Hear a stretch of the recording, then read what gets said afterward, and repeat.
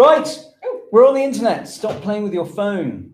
Hang on, I'm going to mute to avoid horrific feedback loops. And there we are with a delay. Unnerving, isn't it? Oh, how weird that is. So now my office is leaky. Let's not look at that. Hello, you're there, not there. So this is Sile Lane. Sheila, tell everyone who you are. Hi, how are you doing? I'm Sheila. I'm Head of International Campaigns and Policy at Sense About Science, which is the London-based charity that campaigns around the use and misuse of evidence in public life. So we're part of AllTrials with Ben. We run day-to-day with Ben. That is the best bit of that's the most important part of your job, is that you run the AllTrials campaign. Certainly the fanciest of what we're doing today.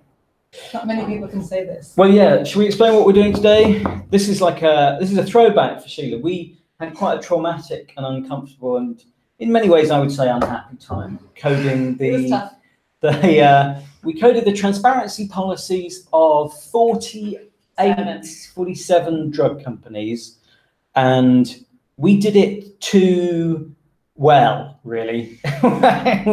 So the thing you have to do, if you're ever thinking about coding somebody's transparency policy, especially if you think it's going to make them cross, you've got to think rows times columns. So we tried to code about 50 things about each company's policy.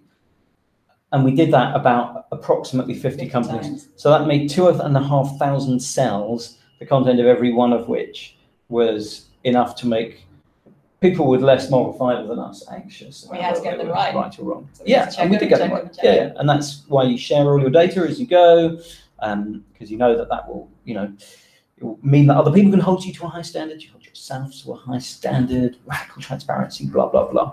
But getting that data and then trawling through up to, 20 pages for each company? Really long policies that were often convoluted, internally contradictory, internally inconsistent. Illogical. Yeah, or just really vague. I mean, if you can't extract a concrete statement that says what you're going to do, then you can't be held to that. And so that's why, as part of that work, we said in our BMJ paper, here is our boilerplate transparency policy with concrete, clear commitments, exactly what trials you're promising to report, exactly what trials you're not going to report, how far back you're going to go, any exclusions should be really clear, all of that. Yeah. So fast forward.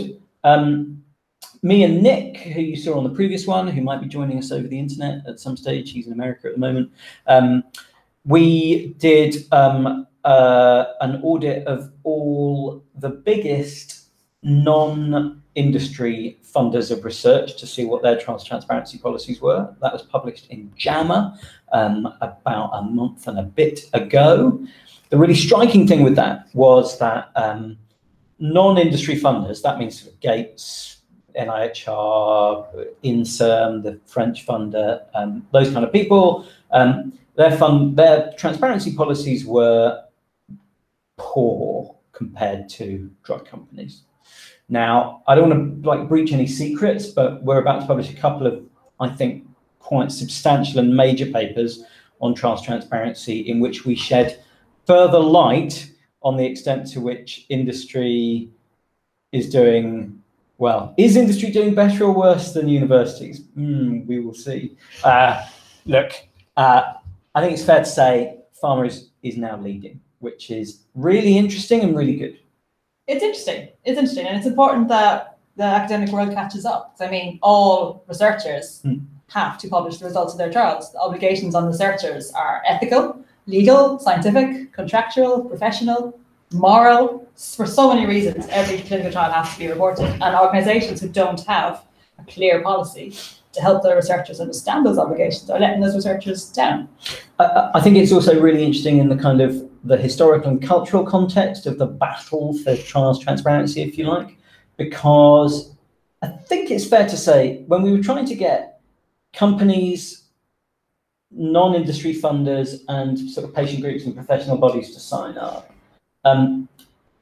industry was really spiky and negative and unhelpful, and would actually in public sometimes say some quite silly things around like, do you want us to go back and report the trials of the past, or do you want us to invest in the drugs of the future, that kind of stuff. Yeah, I mean, you paint them all with the same brush that it works. Yeah. So there's always huge you're right, as with all of epidemiology, inter-individual variation is greater than inter-class variation.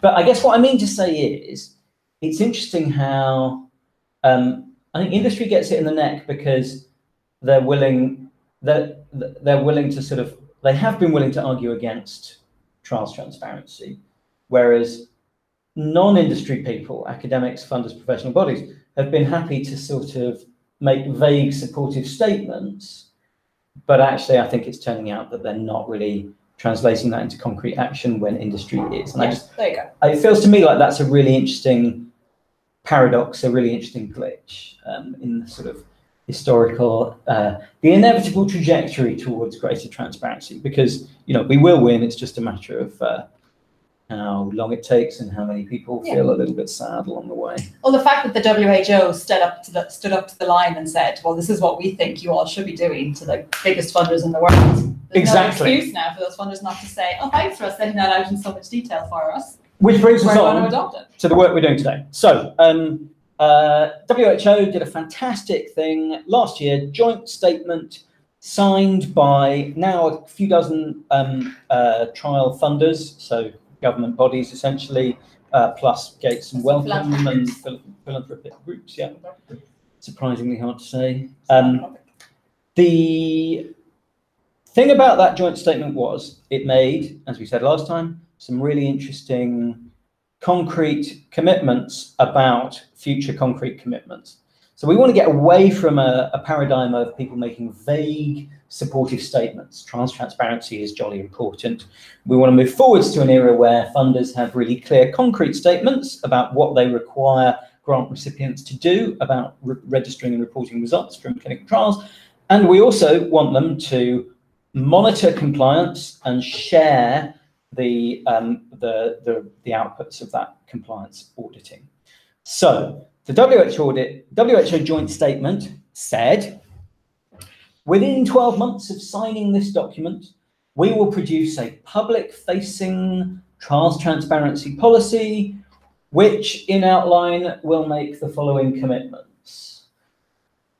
They said they'd do it within 12 months of signing. We've identified the 15 organisations that signed within the first month of it being launched in May 2017. It's now June 2018, so it's 12 months later, and we're going to look and see if they've done it. Now, we've done a few already. We've done about 3.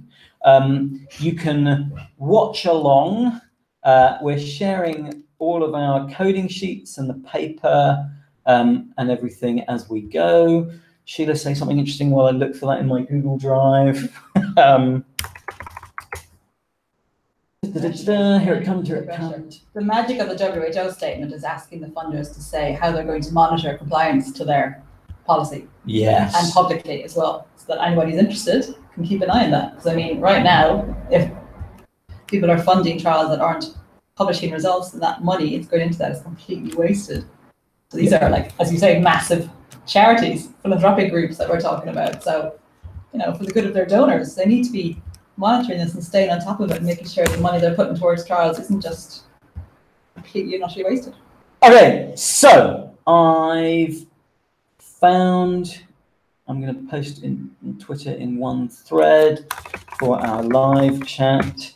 Here is the paper we are writing as we go. Clonk, clonk, clonk. I've seen that's shared. It must be shared last time. Right, here's our FAQ. Bum, here it comes, here it comes. If anyone's got any questions, post them now on Twitter or in the side of this Google Hangout chat, and we will answer them if we can, unless you're just a drongo wasting our time. And then we're going to go eat some food. Sheila was late. Plane. I'm so sorry, I was problems. late. Piece of transport was delayed. And then we see this is the true economic burden of crap transport infrastructure, but that's a different discussion. And then we'll come back online after we've done one or something, talk about that one, and we'll do one live or something like that. But we've got to get through 12, and we're clearly not going to do that today again, which is going to make me cross and sad. But, you know, you can imagine from having read my output what a patient person I am. Not very. Right, FAQ here. So there's the FAQ on how we're doing it and what we're doing. This is a list of organisations. Orgs list here. And then finally, most importantly, triumphantly, I would say, here is our data sheet that we're populating.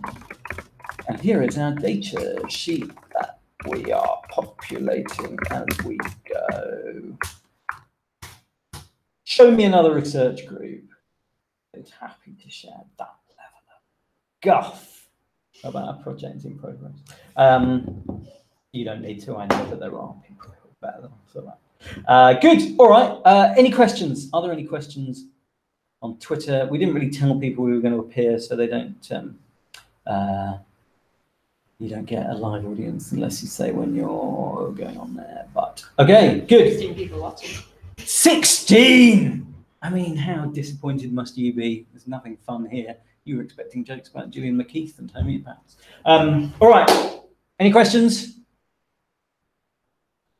Anything more? No. Good, No. all right, fine. Enjoy your lives. We'll see you later in them.